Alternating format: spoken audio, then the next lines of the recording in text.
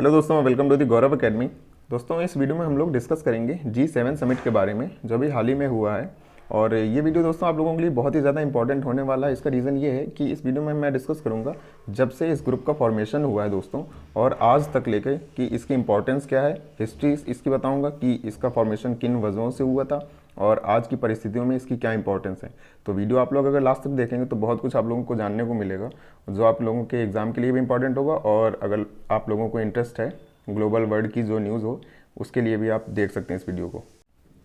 तो दोस्तों हम लोग शुरुआत करेंगे। इसमें पहले हम बात करेंगे ग्रुप ऑफ 7। आखिर G7 जो ग्रुप है वो है क्या और इसका एजेंडा क्या है। जब से ये दोस्तों ग्रुप बना है तो ये किस एजेंडा पर काम कर रहा है और इसकी क्या क्या डेवलपमेंट रही है, और जो अभी हाल ही में समिट हुआ है दोस्तों उसका क्या एजेंडा था, और इसमें मेन इंपॉर्टेंट जो सबसे चीज़ जो महत्वपूर्ण है इस पूरे टॉपिक की दोस्तों, तो हम बात करेंगे कि G7 जो समिट हुई है उसमें पूरा का पूरा जो टारगेट रखा है वो चाइना को लेकर। तो चाइना को लेकर क्या बात कही गई है इस ग्रुप में, और बात करेंगे कि इंडिया के दृष्टिकोण से इस ग्रुप का क्या महत्व है। तो सारी चीज़ें हम लोग डिस्कस करेंगे। आप लोग अगर वीडियो लास्ट तक देखेंगे तो बहुत कुछ आप लोग को जानकारी मिलेगी। ठीक है, चलिए शुरू करते हैं हम लोग। तो दोस्तों अगर हम लोग हिस्ट्री की थोड़ी सी बात करें कि G7 कंट्रीज़ का उदय कैसे हुआ था, तो दोस्तों देखिए ये एक इनफॉर्मल ग्रुप है। ठीक है, 7 देशों का, जिसमें शामिल है United state, Canada, France, Germany, Italy और जापान दोस्तों। ठीक है, और इन देशों को ग्रुप ऑफ 7 के नाम से भी जाना जाता है। और ये देश जो हैं ये अपने आप को या फिर इनको संपूर्ण विश्व में एक और नाम से जाना जाता है। आई होप आप लोगों को ये चीज़ शायद बहुत कम लोगों को पता हो। कम्युनिटी ऑफ वैल्यूज़ किस नाम से जाना जाता है? कम्युनिटी ऑफ वैल्यूज़ नाम से भी इस ग्रुप को जाना जाता है दोस्तों। इसका रीज़न ये है क्योंकि ये जो पूरा ग्रुप है 7 देशों का, ये मोस्टली एम्फेसाइज करते हैं किस पर? फ्रीडम, ह्यूमन राइट्स हो गया, लोकतंत्र हो गया, कानून का शासन हो गया, और जो सतत विकास, सस्टेनेबल जो डेवलपमेंट होता है दोस्तों, ये सारे इनके प्रिंसिपल हैं। इन सिद्धांतों पर ये सारे देश मिलकर काम करते हैं और संपूर्ण विश्व में ये सुनिश्चित करते हैं कि कहीं ये जो सारी चीज़ें मैंने आपको बताई हैं, फ्रीडम, ह्यूमन राइट्स वगैरह, इनका कहीं हनन तो नहीं हो रहा है दोस्तों। ये सब देश जो हैं, सातों देश हैं जो G7 की कंट्रीज़ हैं, वो इन सब चीज़ों का समर्थन करती हैं। अगर बात करें हम लोग दोस्तों G7 जो कंट्रीज़ हैं, तो 40% ग्लोबल GDP को ये केवल अकेले 7 देश मिलकर रिप्रेजेंट करते हैं, और दुनिया भर की 10% आबादी इन्हीं 7 देशों में दोस्तों निवास करती है। और अगर बात करें हम लोग आगे, तो ये नाटो की तरीके कोई इसका लीगल एग्जिस्टेंस नहीं है। यानी कि नाटो में जैसे आप जानते होंगे किसी एक देश पर अटैक, यानी कि सब देश उस पर मिलकर अटैक करेंगे जिस देश ने हमला किया होगा नाटो किसी कंट्री पर। लेकिन जो G7 का जो दोस्तों ग्रुप है, इसकी कोई परमानेंट सेक्रेटेरिएट नहीं है। मतलब कि जितने देश इसमें शामिल हैं बारी बारी से इसकी अध्यक्षता करते हैं। इसलिए ये जो ग्रुप है दोस्तों एक इनफॉर्मल ग्रुप है, तो ये याद रखिएगा आप लोग। अगर हम बात करें ये जो G7 कंट्री है इसका उदय किन परिस्थितियों में हुआ था, तो दोस्तों 1975 के आसपास ओपेक की जो कंट्रीज़ हैं दोस्तों, जो आप लोग जानते होंगे प्रमुख तेल उत्पादक जो देश हैं उनका संगठन है ओपेक, उसका मुख्यालय वियना में है, ऑस्ट्रिया के।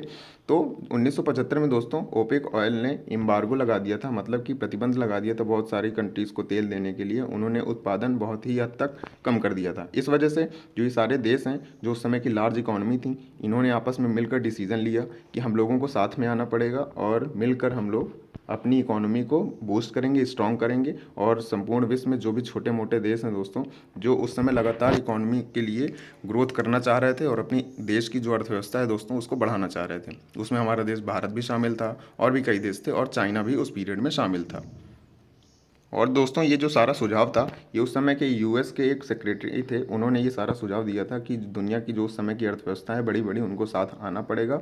और जो मंदी आई थी ओपेक के तेल प्रतिबंध के कारण, मंदी का लेकर जो ऊर्जा संकट उत्पन्न हुआ था उस समय, इससे उबरने के लिए किसने ये सुझाव दिया था? यूएस के एक अधिकारी थे दोस्तों, उन्होंने ये सुझाव दिया था। पहले जब ये संगठन बना था दोस्तों तो इसका मेन उद्देश्य क्या था कि अपनी अर्थव्यवस्था को सुधारना है। आपस में जो कंट्रीज़ थी वो अपने मिलकर अर्थव्यवस्था को सुधारेंगी और उसको सुधारने के लिए जितने प्रयास करने होंगे वो आपस में करेंगी। और इतना ही नहीं दोस्तों, G7 कंट्रीज़ ने 2015 में एक अपोलो प्रोग्राम स्टार्ट किया था। इसके तहत क्लाइमेट चेंज को ये सारे देश मिलकर, जो G7 की कंट्रीज़ हैं ये सारे देश मिलकर क्लाइमेट चेंज को क्लीन एनर्जी के माध्यम से टैकल करेंगे। और सारे देश मिलकर इसमें अपनी GDP का 0.02% अपनी पूरी जो GDP है उसका इतना % योगदान करेंगे इस अपोलो प्रोग्राम के तहत। अगर हम प्रेजेंट टाइम की बात करें दोस्तों, तो इस बार का जो सम्मेलन है वो यूके ने होल्ड किया था, ठीक है दोस्तों। और इससे पहले किसने किया था? 2019 में। अगर हम बात करें 2019 में फ्रांस ने इस सम्मेलन का आयोजन किया था दोस्तों। और इस बार इंडिया, साउथ कोरिया और ऑस्ट्रेलिया को दोस्तों इन्होंने इनवाइट किया है, तो ये भी याद रखिएगा। और इंडिया में पीएम मोदी जी इसको वहाँ पर जा नहीं पाएंगे, क्योंकि कोरोना की वजह से वो केवल ऑनलाइन वर्चुअल समिट में इसमें हिस्सा लेंगे, ऑनलाइन संबोधित करेंगे। चलिए आगे बढ़ते हैं हम लोग। अगर हम दोस्तों एजेंडा की बात करें कि G7 कंट्रीज़ का एजेंडा क्या है, तो देखिए यहाँ पर लिखा है, ये वैल्यू और कंसर्न पर फोकस करते हैं। इनिशियली जब ये फॉर्मेशन हुआ था तो केवल ये लोग इंटरनेशनल इकोनॉमिक पॉलिसी पर ध्यान देते थे, ठीक है दोस्तों। 1980 के आते आते इन्होंने अपनी पॉलिसी चेंज की और उसमें फिर धीरे धीरे इन्होंने health, human rights, counter terrorism, development और फिर क्लाइमेट चेंज, ये सारे जो सेक्टर हैं धीरे धीरे इसमें इन्होंने ध्यान देना शुरू कर दिया था। तो दोस्तों अगर हम डेवलपमेंट की बात करें कि G7 कंट्रीज़ ने किन किन क्षेत्रों में योगदान दिया है, कौन कौन से क्षेत्रों में विकास किया है दोस्तों और सहायता प्रदान करी है, तो दोस्तों जैसा कि आप जानते हैं कि जो इसमें शामिल कंट्रीज़ हैं वो दुनिया की सबसे बड़ी धनी विकसित कंट्रीज़ हैं इसमें, तो इनके पास फंड की तो कोई कमी है नहीं। तो इन्होंने देखिए 1997 में, आप लोगों ने चेरनोबिल एक कांड सुना था, जो रसिया का चेरनोबिल था, यहाँ पर न्यूक्लियर रिएक्टर का विस्फोट हुआ था। तो उसको मदद करने के लिए, उसकी सहायता के लिए इन्होंने कितना 300 मिलियन अमाउंट दोस्तों सहायता की राशि प्रदान की थी। तो आप देख सकते हैं यहाँ पर कितना बड़ा अमाउंट इन्होंने, इन देशों ने मिलकर रेज किया था ये।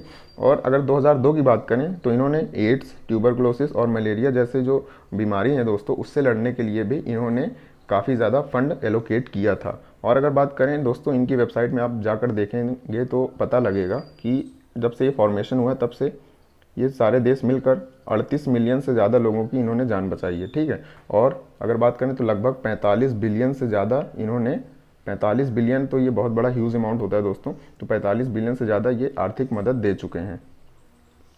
तो अगर बात करें दोस्तों कि इस बार का जो सम्मेलन हुआ है उसका एजेंडा क्या था, तो दोस्तों इस बार का पूरा सम्मेलन अगर हम देखें तो लगभग 60 से 70% ये चाइना को लेकर ही ये लोग मतलब सारी चर्चा की है इन्होंने इस बात पर ज़्यादा फोकस किया कि चाइना ने जो अपनी अर्थव्यवस्था और सैन्य ताकत के दम पर किस तरीके से, आप छोटे देश हो गए और भी कई सारे इंपॉर्टेंट देश हैं उनको अपने कब्जे में ले लिया। आप श्रीलंका देख सकते हैं, मालदीव देख सकते हैं और कई सारे देशों में इनकी इन्वेस्टमेंट है।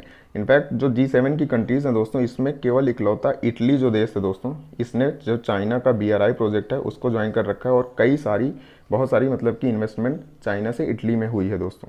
इस बार के एजेंडे में इस बात पर ज़्यादा फोकस किया गया है कि G7 की जो कंट्रीज़ है दोस्तों, उनकी कोशिश ये है कि चीन के प्रभाव को कैसे कम किया जाए और किस तरीके से चीन का जो दबदबा है दोस्तों टेक्नोलॉजी के क्षेत्र में लगातार बढ़ता जा रहा है। आप 5G के सेक्टर में देख सकते हैं दोस्तों, कई सारी कंट्रीज़ हैं जहां पर चीन ने अपने 5G टेक्नोलॉजी की मदद से उनको अपने प्रभाव में ले लिया है दोस्तों, ठीक है।